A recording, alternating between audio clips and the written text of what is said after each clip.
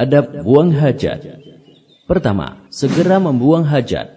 Apabila seseorang merasa akan buang air, maka hendaknya bersegera melakukannya, karena hal tersebut berguna bagi agamanya dan bagi kesehatan jasmani. Kedua, menjauh dari pandangan manusia di saat buang air ataupun hajat. Berdasarkan hadis yang bersumber dari Al-Mughirah bin Syu'bah radhiyallahu anhu, disebutkan bahwasanya Nabi SAW apabila pergi untuk buang air atau hajat, maka beliau menjauh. Ketiga, menghindari 3 tempat terlarang, yaitu aliran air, jalan-jalan manusia, dan tempat berteduh mereka. Keempat, tidak mengangkat pakaian sehingga sudah dekat ke tanah. Yang demikian itu supaya aurat tidak kelihatan. Dari Anas radhiyallahu anhu, ia menuturkan, biasanya apabila Nabi SAW hendak membuang hajatnya, tidak mengangkat ataupun meninggikan kainnya sehingga sudah dekat ke tanah. Kelima, tidak membawa sesuatu yang mengandung penyebutan Allah kecuali karena terpaksa. Karena tempat buang air, WC, dan yang serupa merupakan tempat kotoran dan hal-hal yang najis. Keenam, dilarang menghadap atau membelakangi kiblat. Berdasarkan hadis yang bersumber dari Abi Ayyub Al-Ansari radhiyallahu anhu, ia menyebutkan bahwasanya Nabi SAW telah bersabda, apabila kamu telah tiba di tempat buang air, maka janganlah kamu menghadap kiblat dan jangan pula membelakanginya, apakah itu untuk buang air kecil ataupun air besar. Ketujuh, dilarang kencing di air yang tergenang.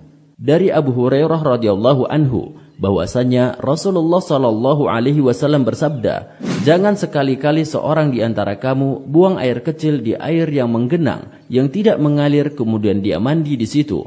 Kedelapan, makruh mencuci kotoran dengan tangan kanan, karena hadis yang bersumber dari Abi Qatadah radhiyallahu anhu menyebutkan bahwasanya Nabi SAW bersabda, jangan sekali-kali seorang di antara kamu memegang kemaluannya dengan tangan kanannya di saat ia kencing, dan jangan pula bersuci dari buang air dengan tangan kanannya. Kesembilan, dianjurkan kencing dalam keadaan duduk, tetapi boleh jika sambil berdiri.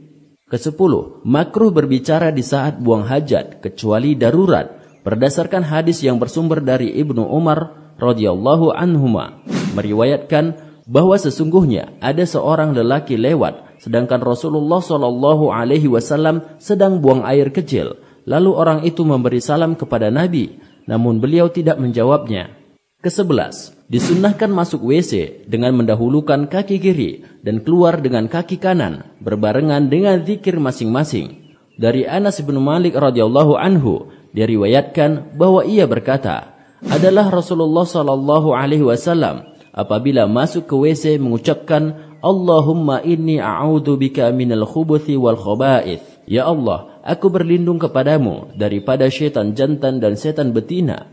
Dan apabila keluar, mendahulukan kaki kanan sambil mengucapkan Ghufranaka. Ke-12, mencuci kedua tangan sesudah menunaikan hajat. Di dalam hadis yang bersumber dari Abu Hurairah radhiyallahu anhu, diriwayatkan bahwasanya Nabi SAW menunaikan hajatnya, kemudian bersuci dari air yang berada pada sebejana kecil, lalu menggosokkan tangannya ke tanah.